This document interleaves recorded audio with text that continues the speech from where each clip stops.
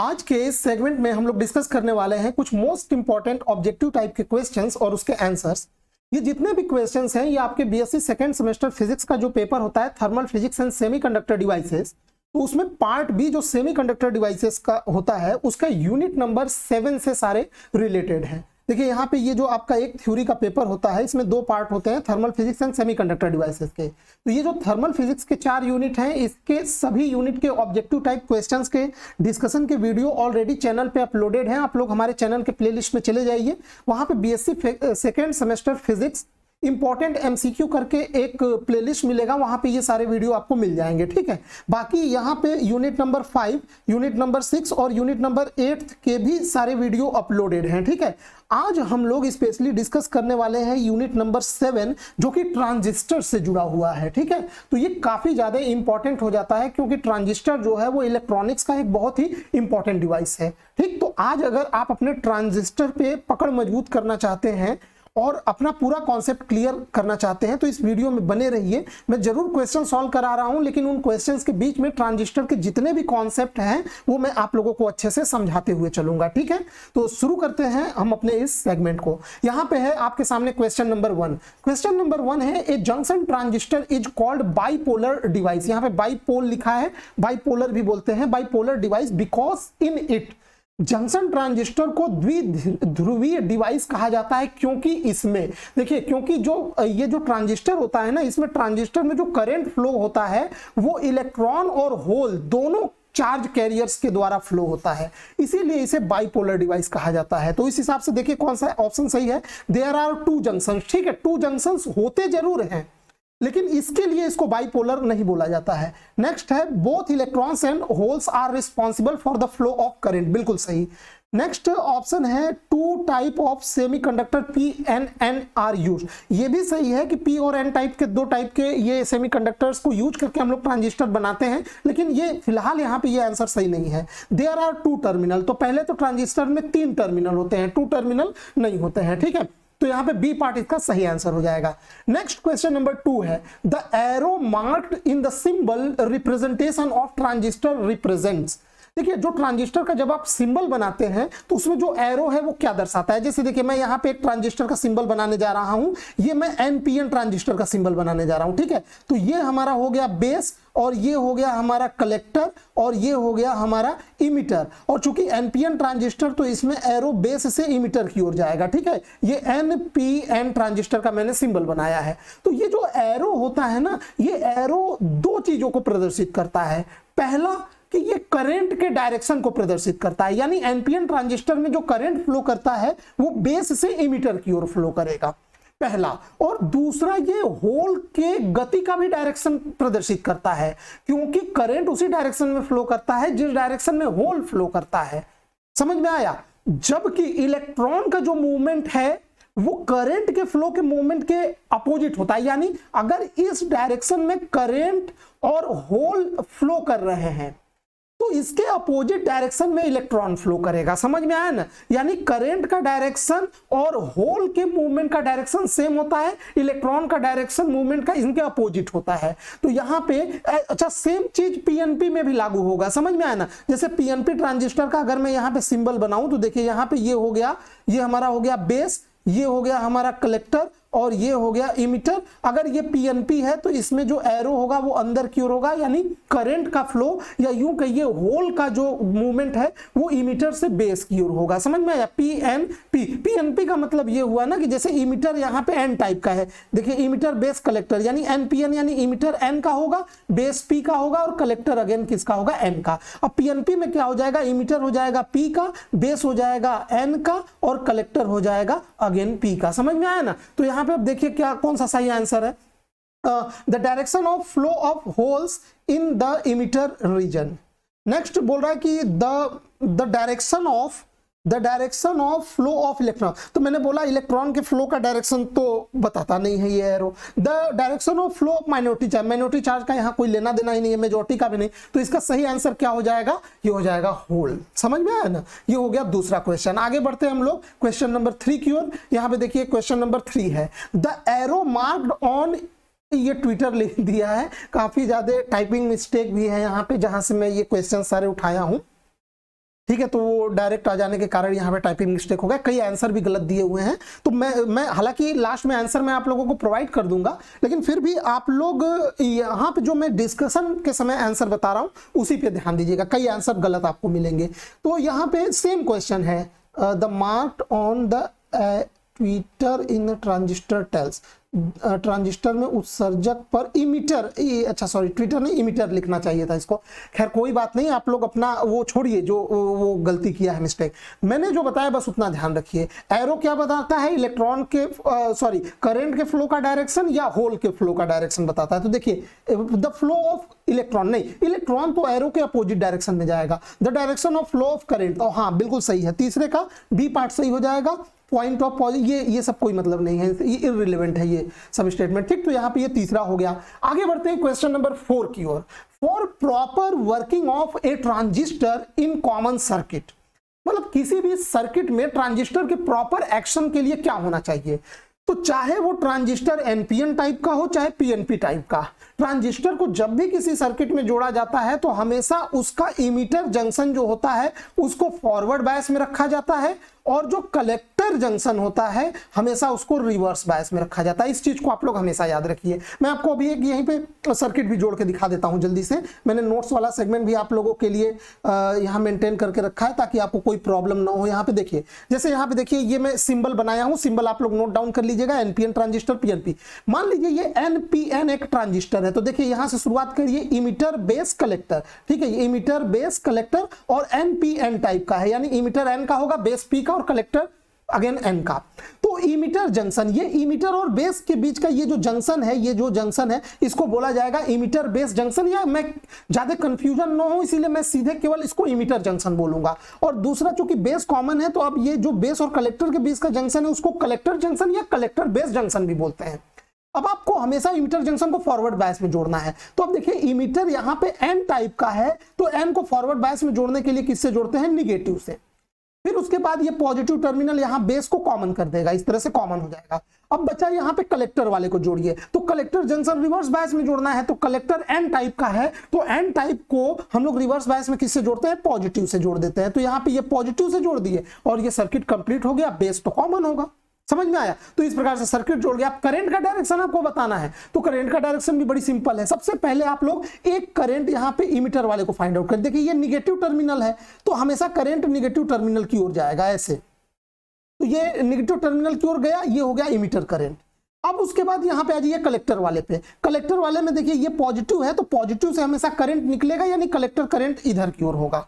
अब हमेशा एक फॉर्मूला याद रखिएगा, इमीटर करंट बराबर base current plus collector current होता है। तो अब आप इस ट्रांजिस्टर में यहाँ पे ये जो तीन वायर्स की जो यहाँ पे संधि ट्रांजिस्टर पे मिल रहा है, यहाँ पे आप किरचॉफ फर्स्ट लॉ लगाएंगे, तो अगर देखिए अगर इमीटर करंट ट्रांजिस्टर से दूर जा रहा है तो बेस और कलेक्टर करंट हमेशा ट्रांजिस्टर की ओर आएंगे।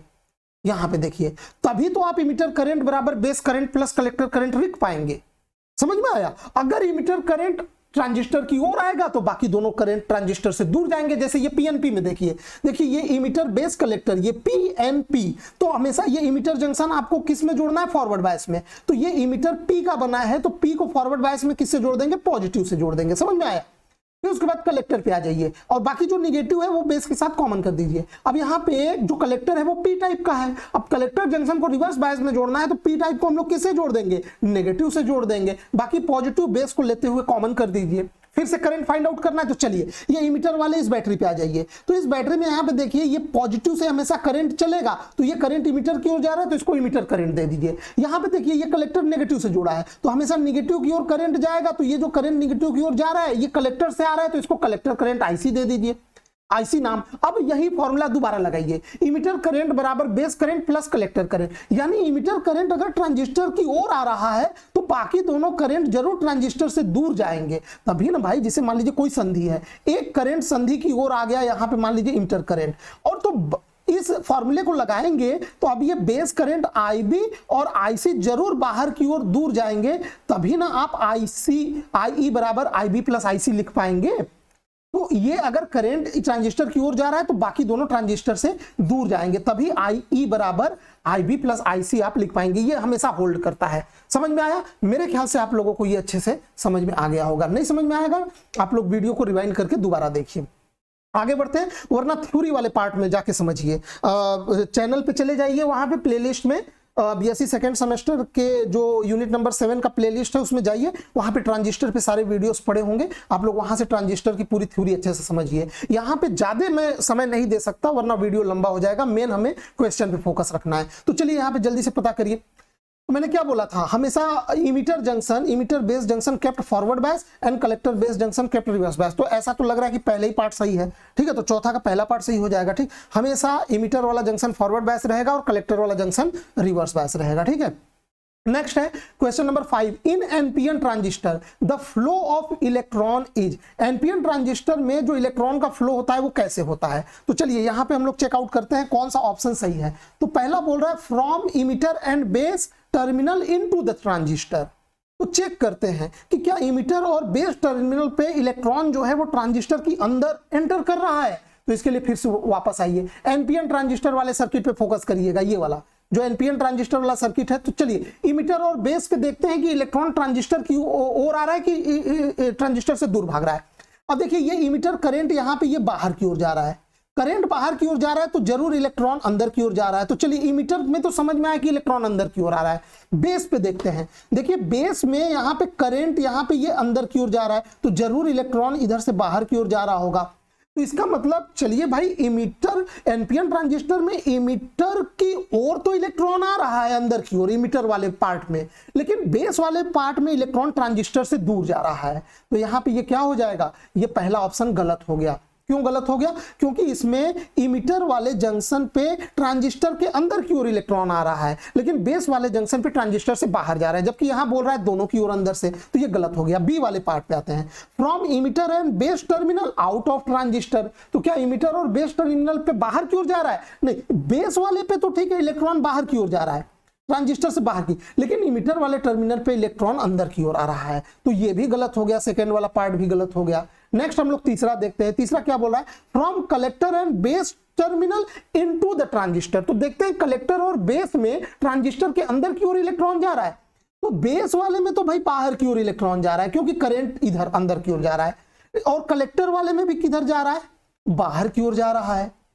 तो भाई बाहर की ओर दोनों में जा रहा है, पर तीसरा ऑप्शन क्या बोला है कि इनटू द, यानी दोनों में क्या अंदर की ओर आ रहा है? नहीं, तो तीसरा भी गलत हो गया। अब चौथा है from collector and base terminal out of transistor. तो ये सही लग रहा है, बिल्कुल सही लग रहा है कि देखिए कलेक्टर वाले टर्मिनल पे करेंट जो है, सॉरी ये तो हाँ, कलेक्टर वाले टर्मिनल पे करेंट बाहर की ओर जा रहा है तो जरूर इलेक्ट्रॉन किधर जा रहा होगा, अंदर की ओर। यहां बेस वाले टर्मिनल पे ये करंट अंदर की ओर जा रहा है तो जरूर इलेक्ट्रॉन बाहर की ओर जा रहा, सॉरी करंट अंदर की ओर जा रहा है तो इलेक्ट्रॉन जरूर किधर जा रहा होगा, बाहर की ओर, कलेक्टर वाले टर्मिनल पे। ठीक है, थोड़ा वो तीर गलती से बन गया। कलेक्टर करंट अंदर की ओर जा रहा है तो इलेक्ट्रॉन करंट के अपोजिट डायरेक्शन में यानी ट्रांजिस्टर से दूर जा रहा होगा कलेक्टर वाले पार्ट पे। और बेस वाले पार्ट पे भी चूंकि बेस करंट अंदर की ओर जा रहा है बेस की ओर, तो इलेक्ट्रॉन जरूर बेस से दूर भाग रहा होगा यानी ट्रांजिस्टर से दूर भाग रहा होगा। तो यही ऑप्शन सही है। समझ में आया? तो इसमें जो सही आंसर है वो क्या हो जाएगा, डी पार्ट हो जाएगा। देखिए काफी बेहतरीन क्वेश्चंस है, बहुत अच्छे क्वेश्चंस। काफी दिनों बाद इस तरह के क्वेश्चंस मुझे मिले हैं जिसमें कॉन्सेप्ट जिसका क्लियर नहीं होगा वो कर ही नहीं पाएगा इन सभी क्वेश्चंस को, आप चाहे जितना रटिए। नेक्स्ट है question number 6, the number of junction in A transistor. तो इसका आंसर जो है जो मैं आपको प्रोवाइड कराऊंगा उसमें तो गलत टाइप हो गया है, 2 ही जंक्शन होते हैं। ठीक है, ट्रांजिस्टर में 2 ही जंक्शन होते हैं, हाँ टर्मिनल 3 होते हैं। ठीक है, क्वेश्चन नंबर 7 पे आते हैं। तो क्वेश्चन नंबर 7 में यहां पे बोल रहा है कि the main difference in the operation of NPN transistor and PNP transistor is. जो मेन डिफरेंस है दोनों के ऑपरेशन में वो क्या है, चलिए चेक करते हैं बारी बारी। In NPN transistor the emitter junction is reverse bias. एक बात सुनिए, यहीं पे इसको गलत काट दीजिए, चाहे एनपीएन ट्रांजिस्टर हो चाहे पीएनपी ट्रांजिस्टर, हमेशा इमीटर जंक्शन फॉरवर्ड बायस में होता है। तो ये गलत हो गया पहला ऑप्शन। दूसरा, in PNP transistor the minority charge carriers enters the base from emitter. while in NPN transistor the majority charge carrier do so. तो चलिए चेक करते हैं कि क्या पीएनपी ट्रांजिस्टर में माइनॉरिटी चार्ज कैरियर बेस में एंटर कर रहा है इमिटर की ओर से। तो चलिए आते हैं पीएनपी ट्रांजिस्टर में। देखिए ये है पीएनपी ट्रांजिस्टर, एक मिनट जरा क्वेश्चन पे दोबारा आते हैं। इन पीएन माइनॉरिटी चार्ज कैरियर की बात की जा रही है, तो चलिए यहां पे ये पीएनपी ट्रांजिस्टर है, तो इसमें माइनॉरिटी चार्ज कैरियर होगा इलेक्ट्रॉन और वो एन टाइप में होगा। पी टाइप में तो मेजॉरिटी चार्ज कैरियर होगा होल। तो ये इलेक्ट्रॉन जो है ये पीएनपी ट्रांजिस्टर में, चूंकि करंट ये इमिटर से होते हुए बेस की ओर जा रहा है, तो इलेक्ट्रॉन जरूर बेस से किधर होके जाएगा, इमिटर की ओर। यानी इलेक्ट्रॉन बेस से इमिटर की ओर जा रहा है। तो देखिए यहां पे क्या बोल रहा है कि in PNP transistor minority charge carrier enter the base from the emitter. गलत हो गया, यहां पे माइनॉरिटी चार्ज कैरियर बेस में एंटर नहीं कर रहा है, वो इमिटर की रीजन में घुस रहा है बेस की तरफ से, क्योंकि माइनॉरिटी चार्ज कैरियर यहां पे एन टाइप वाले में होगा, पी टाइप वाले में नहीं होगा। माइनॉरिटी चार्ज कैरियर यहां पे, ये देखिए ध्यान से, यहां पे एन टाइप वाले में इलेक्ट्रॉन, क्योंकि पीएनपी ट्रांजिस्टर में माइनॉरिटी चार्ज कैरियर इलेक्ट्रॉन होता है, और ये इलेक्ट्रॉन बेस में से इमिटर की ओर जाएगा। जबकि ऑप्शन में बोल रहा है कि इसमें माइनॉरिटी चार्ज कैरियर इमिटर से बेस की ओर क्या जाएगा, नहीं, गलत है। ठीक है, तो ये भी गलत हो गया, समझ में आया। अब आते हैं सी पार्ट पे, बहुत अच्छे क्वेश्चंस है। सी पार्ट में क्या बोल रहा है कि in PNP transistor hole enters the base from emitter, माने होल जो है वो बेस में एंटर कर रहा है इमिटर से। बिल्कुल सही। देखिए पीएनपी ट्रांजिस्टर में जो होल होगा वो पी टाइप में होगा, यहां और यहां। तो ये जो होल है ये करंट के डायरेक्शन में ही चलता है, यानी ये इमिटर से बेस की ओर जाएगा और या तो आगे निकल जाएगा, नहीं तो इस डायरेक्शन में आ जाएगा। यानी जो होल पी टाइप का है वो यहाँ पे पॉजिटिव से प्रतिकर्षित होकर या करंट डायरेक्शन में वो इमिटर से होकर किधर चला जाएगा, बेस की ओर चला जाएगा। तो ये तो बिल्कुल सही लग रहा है। आगे क्या बोल रहा है इसी में सी वाले में बोल रहा है in PNP transistor hole enter the base from emitter, बिल्कुल सही है, इमिटर से एंटर करके बेस में। वाइल इन एनपीएन ट्रांजिस्टर, ऐसे ही काम इलेक्ट्रॉन करता है। इसका मतलब एनपीएन ट्रांजिस्टर में यहां एन टाइप का जो इलेक्ट्रॉन है वो इस करंट डायरेक्शन के अपोजिट डायरेक्शन में, माने इमिटर से बेस की ओर जाता है। तो बिल्कुल सही, पीएनपी ट्रांजिस्टर में होल इमिटर से बेस की ओर जाएगा और एनपीएन ट्रांजिस्टर में इलेक्ट्रॉन इमिटर से बेस की ओर जाएगा। ठीक है, बिल्कुल सही बात है ये, यानी ये बिल्कुल सही है। ठीक है, सी पार्ट सही है। तो डी पार्ट तो फिर गलत ही होगा। In PNP transistor electron enters from emitter to base, माने इमिटर से बेस की ओर एंटर कर रहा है पीएनपी में इलेक्ट्रॉन। तो पीएनपी में इलेक्ट्रॉन कहां पे होगा, पीएनपी में इलेक्ट्रॉन यहां एन साइड में होगा। तो ये एन इलेक्ट्रॉन हमेशा ये बेस से इमिटर की ओर एंटर करेगा। तो इसमें क्या बोल रहा है, इसमें बोल रहा है कि फ्रॉम इमिटर टू बेस, नहीं, बेस से इमिटर की ओर जाएगा। ठीक है, तो ये भी गलत हो गया, समझ में आया। तो इसमें क्वेश्चन नंबर 7 में सी पार्ट एकदम सही है। बहुत ही बेहतरीन क्वेश्चन है ये, एकदम कॉन्सेप्ट जिसका क्लियर नहीं होगा ऐसे क्वेश्चंस उनको समझ में ही नहीं आने वाले। बहुत अच्छा, आगे बढ़ते हैं क्वेश्चन नंबर 8 की ओर। क्वेश्चन नंबर 8 में बोल रहा है the knee voltage for silicon transistor, तो सिलिकॉन के लिए 0.7 वोल्ट होता है। समझ में आया। अगर यही जर्मेनियम बोलता तो इसमें आंसर ये पार्ट सही होता, समझ में आया। तो 8th का जो है सी पार्ट सही होगा। ठीक, आगे बढ़ते हैं क्वेश्चन नंबर 9 की ओर। क्वेश्चन नंबर 9 में बोल रहा है इन common emitter mode the output is obtained from. अब ये सोचिए किसी भी ट्रांजिस्टर, मान लीजिए चाहे पीएनपी हो चाहे एनपीएन हो, मान लीजिए ये एनपीएन ट्रांजिस्टर है, ये इमिटर है और ये बेस है और ये कलेक्टर है। इमिटर को क्या कर दिया गया है, कॉमन कर दिया गया है। ठीक, इमिटर कॉमन है इसीलिए मैंने इमिटर को नीचे की साइड बनाया है। तो आउटपुट कहां से लिया जाएगा, अरे भाई ये बेस हो गया, ये इमिटर हो गया, ये कलेक्टर, हमेशा बेस से इनपुट दिया जाएगा, इनपुट बेस से दिया जाएगा। तो आउटपुट कहां से लिया जाएगा, कलेक्टर से। तो चलिए देखते हैं कहां से। In common base mode input, sorry output नहीं इनपुट बोल रहा, अच्छा एक मिनट, 9वें पे है ना, वो हो 9th क्वेश्चन में इन common emitter mode the output is obtained from collector से इमिटर जंक्शन के बीच में हम लोग आउटपुट लेंगे। कहां पे, कलेक्टर से इमिटर जंक्शन। ये सी पार्ट सही होगा। ठीक है, कलेक्टर बेस जंक्शन होगा नहीं, बेस इमिटर जंक्शन से तो हम लोग इनपुट देंगे। ये बेस इमिटर जंक्शन जो है यहां से इनपुट दिया जाएगा कॉमन इमिटर वाले में, आउटपुट लिया जाएगा कलेक्टर इमिटर वाले मोड से। समझ में आया ना।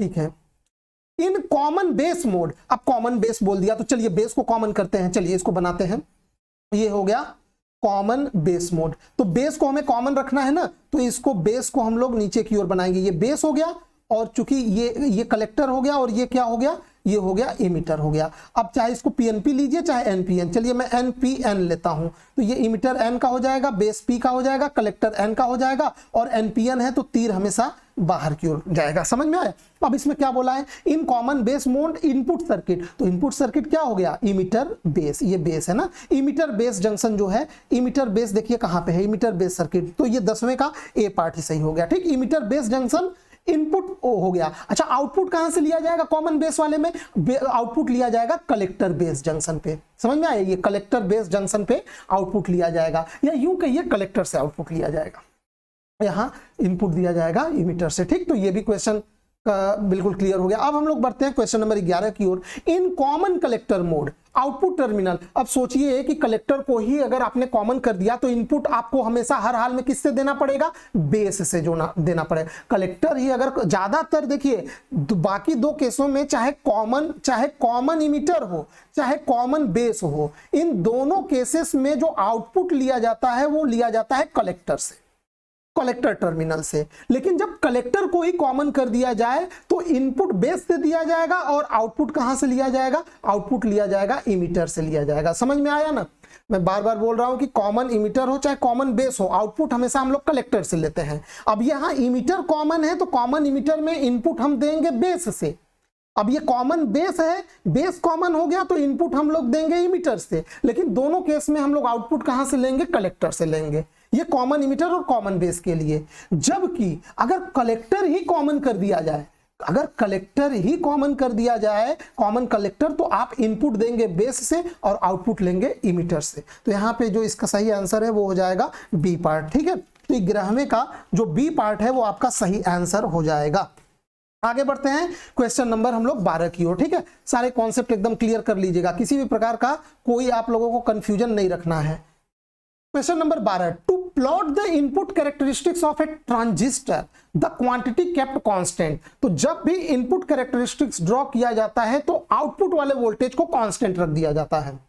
तो 12वें का डी पार्ट इसका सही आंसर हो जाएगा। समझ में आया ना? जब भी इनपुट कैरेक्टरिस्टिक्स यानी इनपुट करंट और इनपुट वोल्टेज, देखिए जैसे आप लोगों को फिर से एक बार सर्किट पे ले चलते हैं। यहां देखिए ये जो है आपका, मान लीजिए यहां पे ये इनपुट इमीटर, आउटपुट कलेक्टर और ये बेस कॉमन है। तो जब आप लोग इसका इनपुट कैरेक्टरिस्टिक्स ड्रॉ करेंगे तो इनपुट करंट हो जाएगा इमीटर करंट और इनपुट वोल्टेज हो जाएगा V, इसको बोला जाएगा EB। समझ में आया? इमीटर से बेस के बीच में लगा है। और ये आउटपुट वोल्टेज क्या है, ये कलेक्टर से बेस के बीच में लगा है, तो इसको क्या बोला जाएगा, VCB। तो ये इनपुट करंट IE और इनपुट वोल्टेज VEB और यहां पे आउटपुट करंट IC और आउटपुट वोल्टेज VCB, इस प्रकार से होता है। तो जब input characteristics of emitter current यानी IE और VEB में ड्रॉ करेंगे तो उस दौरान आउटपुट वोल्टेज ये वाला VCB को आप कांस्टेंट रखेंगे। समझ में आया ना? तो इनपुट कैरेक्टरिस्टिक्स ड्रॉ करते समय आप आउटपुट वोल्टेज को कांस्टेंट रखेंगे। जबकि आउटपुट कैरेक्टरिस्टिक्स यानी जब IC और VCB, ये VCB और IC का कैरेक्टरिस्टिक्स आप ड्रॉ करेंगे तो उस समय आप इनपुट करंट कांस्टेंट रखेंगे। समझ में आया ना? इनपुट करंट IE कांस्टेंट रखा जाता है। ठीक, ये कन्वेंशन होता है कि इनपुट कैरेक्टरिस्टिक्स ड्रॉ करते समय हम आउटपुट वोल्टेज को कांस्टेंट रखेंगे और आउटपुट कैरेक्टरिस्टिक्स ड्रॉ करते वक्त हम इनपुट करंट को कांस्टेंट रखेंगे। ठीक है, आगे बढ़ते हैं क्वेश्चन नंबर, ये कहां पे हम लोग आ गए, हाँ ये क्वेश्चन नंबर हम लोग यहाँ पे 13। In common base mode the graph plotted for the output characteristics. तो आउटपुट कैरेक्टरिस्टिक्स का ग्राफ किसके किसके बीच में प्लॉट किया जाएगा, कॉमन बेस। तो देखिए यहाँ पे अनफॉर्चुनेटली ये जो मैं सर्किट बनाया हूं ये कॉमन बेस का ही है। देखिए बेस यहाँ पे कॉमन है, चाहे एनपीएन का ले लीजिए चाहे पीएनपी का। तो आपको आउटपुट कैरेक्टरिस्टिक ड्रॉ करना है ना, तो आप ग्राफ किस में बनाएंगे, IC और VCB में। आउटपुट कैरेक्टरिस्टिक किस में बनाएंगे, IC और VCB। चलिए खोजिए कहां पे है, IC और VCB में, यानी ए पार्ट ही सही है। समझ में आया? हाँ, और उस दौरान इनपुट करंट VCB और IC के बीच, ये IC नहीं, या IE को नियत रखते हुए देखिए बिटवीन VCB एंड IB, नहीं ये तो गलत है। IB का कोई मतलब नहीं है क्योंकि बेस ही कॉमन है। यहाँ पे क्या है VIE, देखिए VCE और IE ये तो इनपुट कैरेक्टरिस्टिक्स हो गया, आउटपुट नहीं। VCE और IC ये भी कोई मतलब नहीं है, सही यही होगा, बस यहाँ पे ये एक मिस्टेक हो गया है IE को नियत रखते हुए, ठीक है, बस इसको सुधार लीजिएगा। अरे भाई IC के बीच में VCB और IC के बीच में तो ग्राफ बनाएंगे, तो IC कैसे नियत हो जाएगा, IE को कांस्टेंट रखा जाएगा। यहाँ पे आप सीधे सर्किट में देखिए, दिमाग मत लगाइए, IC और VCB के बीच में ग्राफ बनाएंगे, उस दौरान IE क्या होगा, यहाँ पे ये देखिए ये IE जो होगा वो कांस्टेंट होगा, ठीक है। आगे बढ़ते हैं नेक्स्ट क्वेश्चन की ओर। यहाँ पे क्वेश्चन नंबर हम लोग बढ़ते हैं 14 की ओर हम लोग बढ़ते हैं। क्वेश्चन नंबर 14 में क्या बोला है, in common base mode of transistor if collector current and base current are respectively this then emitter current, अपना यूनिवर्सल फॉर्मूला लगाइए, I emitter current बराबर base current plus collector current. अब इमिटर करंट यहाँ पे क्या दिया हुआ है, collector current and base current. अच्छा इमिटर करंट तो निकालना ही है, तो बेस करंट कितना दिया हुआ है, IB बेस करंट है 50 माइक्रो एम्पियर है, तो यहाँ पे 50 micro ampere 10 to the power minus 10 ampere, और यहाँ पे ये 1.95 into 10 to the power minus 3 ampere. इसको आराम से आप सॉल्व करिएगा, ये यहाँ पे इसको जब आप लोग सॉल्व करेंगे ना तो ये 5, ये 10 टू द पावर इसको एडजस्ट करिएगा, ये मिली एम्पियर में है, एम्पियर में हो गया। आप लोग जब इसको पावर सेम करेंगे ना तो ये 0.95, ये 0.05 इसमें जुड़ जाएगा, इसका 2 मिली एम्पियर आएगा। इसको सॉल्व कर लीजिएगा, सिंपल सा तो कैलकुलेशन है, अब इसके लिए थोड़ी समय बर्बाद किया जाएगा। आगे बढ़ते हैं क्वेश्चन नंबर 15 की ओर। क्वेश्चन नंबर 15 में बोल रहा है in common base mode the current gain of transistor. देखिए बेस क्या हो गया है, कॉमन हो गया है, तो करेंट गेन क्या होता है, करेंट गेन जो होता है हमेशा होता है आउटपुट करंट बटे इनपुट करंट। सॉरी ये तो पूछा ही नहीं है, कॉमन बेस मोड में, फिर भी फॉर्मूला मैं सही बता रहा हूं, in common base mode the current gain of transistor. सुनिए कॉमन बेस मोड में करंट गेन क्या होता है, अल्फा होता है, जबकि कॉमन इमीटर में क्या होता है, बीटा। और आप लोगों को पता है अल्फा का वैल्यू हमेशा क्या होता है, 1 से कम होता है, बीटा का वैल्यू 1 से बहुत ज्यादा होता है, ये आमतौर पर ग्रेटर देन 50 से ज्यादा होता है, ठीक है, 50 से 250 के बीच में होता है। तो कॉमन बेस मोड है तो करंट गेन को क्या बोला जाएगा, अल्फा, और अल्फा की वैल्यू हमेशा 1 से कम होती है, तो बी पार्ट इसका सही आंसर हो जाएगा, ठीक है। आगे बढ़ते हैं क्वेश्चन नंबर 16 की ओर। क्वेश्चन नंबर 16 बोल रहा है अल्फा बीटा गामा में आपको रिलेशन, तो ये मैं ऑलरेडी नोट्स में यहाँ पे बनाया हूँ, देखिए अल्फा और बीटा। अल्फा क्या है, अल्फा है कॉमन बेस मोड में करंट गेन, बीटा क्या है, कॉमन इमिटर मोड में करंट गेन, गामा क्या है, कॉमन कलेक्टर मोड में करंट गेन। और ये तीनों में क्या रिलेशन होता है, ये तीनों रिलेशन में लिख दिया हूँ। बीटा बराबर अल्फा बटे 1 माइनस अल्फा, ठीक है, और गामा बराबर 1/1 माइनस अल्फा। और अल्फा बीटा गामा में क्या संबंध होता है, बीटा बराबर अल्फा इंटू गामा, या बीटा बटे अल्फा इक्वल टू गामा। एक बात बताइए, क्या मैं ये बीच में बराबर लगा दूं तो आपको ऐसा नहीं दिख रहा है कि ये यही वाला रिलेशन, ये वाला रिलेशन दिया गया है, आपके कोई भी रिलेशन दे सकता है, आप ये तीनों चारों याद रखिएगा। एक चीज आप लोगों को हमेशा बता देना चाहता हूं कि अल्फा की वैल्यू सबसे कम होती है, 1 से कम होती है, समझ में ना, बीटा की वैल्यू ऑन एवरेज 50 से ज्यादा होती है, ठीक, गामा की वैल्यू भी ज्यादा होती है 1 से काफी। तो यहाँ पे जब आप इसको देखेंगे तो आपको पता चलेगा कि एक मिस्टेक यहाँ पे है, और वो मिस्टेक है कि ये अल्फा यहाँ नहीं होगा, यहाँ 1 होगा और यहाँ बीटा बटे अल्फा होगा, यही सही होगा, ठीक।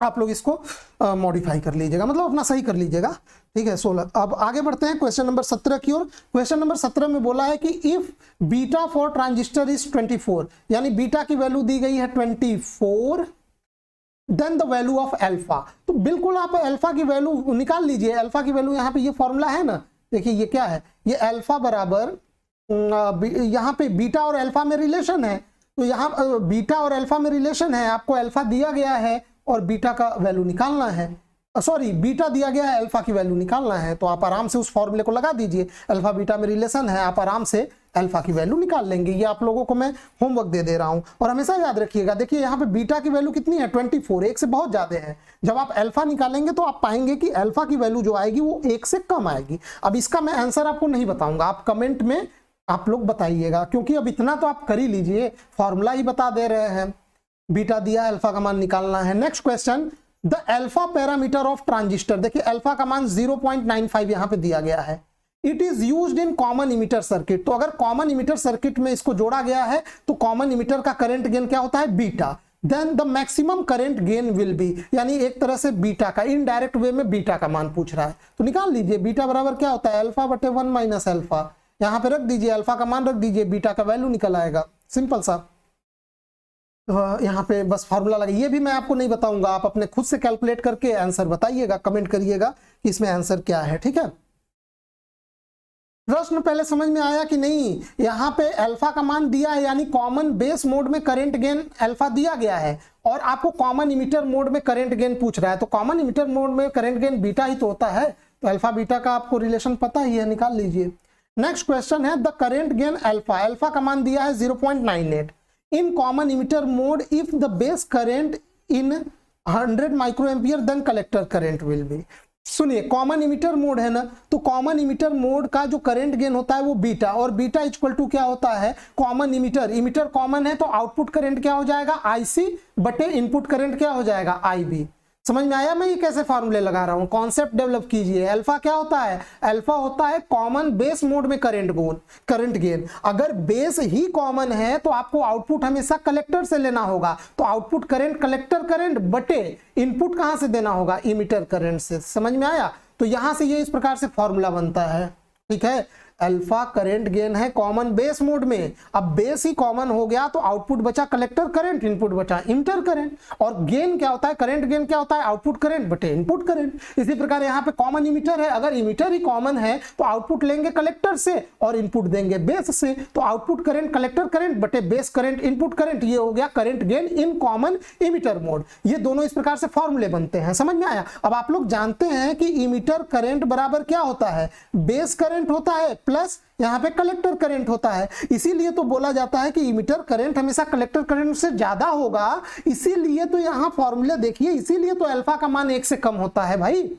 इमिटर करंट यहाँ पे जो डिनोमिनेटर जो बटे में है वो ज्यादा होने वाला है IC से, IE IC से हमेशा ज्यादा होगा, तो कभी भी अल्फा का मान 1 से ज्यादा होगा ही नहीं, क्योंकि इमिटर करंट बराबर base current plus collector current होता है, तो हमेशा इमिटर करंट कलेक्टर करंट से ज्यादा ही ना मिलेगा, तो इसीलिए अल्फा की वैल्यू हमेशा 1 से कम आती है। अब इन तीनों फार्मूले को लगाइए और आंसर पाइए। अल्फा दिया है तो पहले काम करिए, यहां कॉमन इमिटर बेस मोड में ये IB का मान दिया है, तो देखिए IB का मान यहाँ पे 100 माइक्रो एम्पियर हो जाएगा। कलेक्टर करंट आपको निकालना है, लेकिन पूरा गेम फंस रहा है बीटा पे, तो कोई बात नहीं, अल्फा और बीटा में आप रिलेशन जानते ही हैं। बीटा बराबर क्या होता है? अल्फा बटे 1 माइनस अल्फा। अल्फा का मान रख के पहले बीटा का मान निकाल लीजिएगा, फिर इस बीटा का मान को यहां पे रख दीजिएगा, और बेस करंट दिया है 100 micro ampere, collector current IC निकल जाएगा।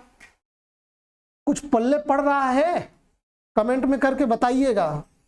नहीं ऐसा तो नहीं खोपड़ी के ऊपर से जा रहा है, तो फिर ये भी आपके लिए होमवर्क है, इसको आराम से आप लोग सॉल्व करिए, कुछ अपने भी मेहनत करिए, एग्जाम आपको देना है, मुझे नहीं, ठीक है। तो इसको सॉल्व करके आप लोग इसका आंसर आप लोग कमेंट में बताइएगा, ठीक। वीडियो बहुत लेंदी हो रहा है, थोड़ा जल्दी जल्दी करना है। इसमें 25 क्वेश्चन का टारगेट है टोटल। इस वाले यूनिट से, ट्रांजिस्टर वाले यूनिट से, यूनिट नंबर 7 से टोटल हम लोग कम से कम 75 प्लस क्वेश्चन डिस्कस करने वाले हैं।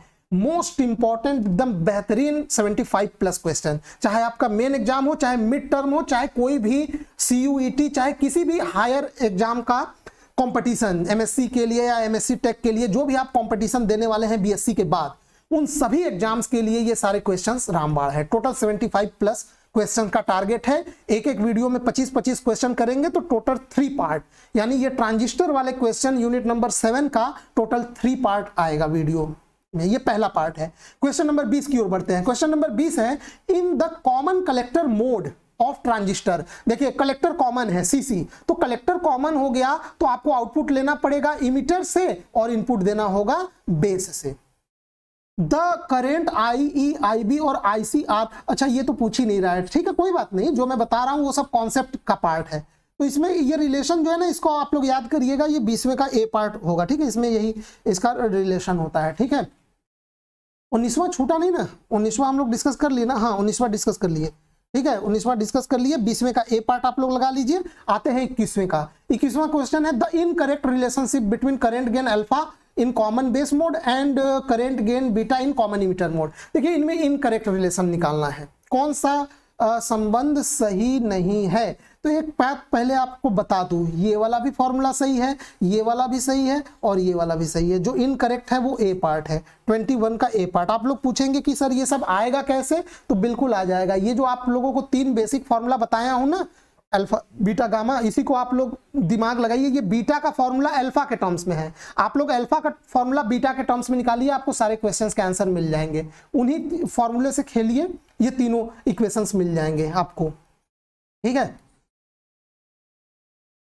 अच्छा, आप लोगों को एक ट्रिक बता देता हूं पहचानने का कि कैसे। देखिए यहाँ पे 1 माइनस अल्फा है, तो 1 में से जब अल्फा का फैक्टर घटेगा तो जो बटे में आएगा वो 1 से कम आएगा। तो 1 से कम कोई क्वांटिटी है और उससे आप अल्फा में भाग देंगे तो वो हमेशा 1 से बहुत ज्यादा आएगा, यानी बीटा का मान 1 से बहुत ज्यादा होता है। तो ये फॉर्मूला सही लग रहा है। बीच में अगर प्लस बना देना तो जान जाइएगा ये गलत है, क्योंकि अगर ये प्लस बना दिया तो फिर बीटा का मान 1 से क्या आ जाएगा, कम आ जाएगा, जो कि गलत है।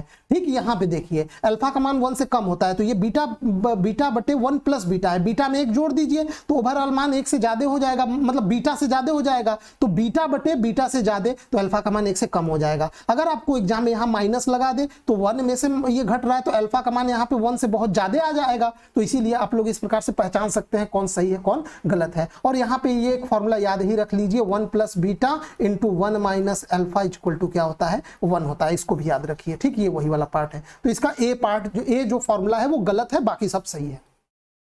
नेक्स्ट है क्वेश्चन नंबर 22, फेज रिवर्सल किसमें होता है, कॉमन इमिटर मोड में। आंख बंद करके इसको लगाइएगा, कॉमन इमिटर मोड में इनपुट और आउटपुट सिग्नल के बीच में फेज रिवर्सल हो जाता है।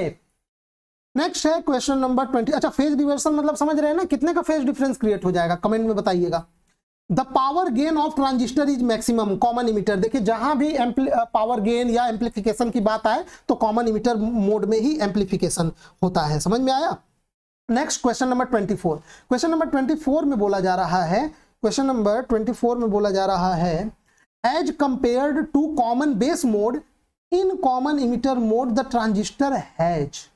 माने कॉमन बेस के तुलना में कॉमन इमिटर में क्या ज्यादा होता है, करंट गेन ज्यादा होता है। 24 का ए पार्ट सही होगा, ठीक है। एक्चुअल में जो गेन मिलता है, जो एम्पलीफिकेशन मिलता है, वो कॉमन इमिटर में ही मिलता है। अरे भाई, कॉमन इमिटर मोड में जो करंट गेन होता है वो बीटा होता है। अच्छा, इसका मतलब जरा समझ लीजिए।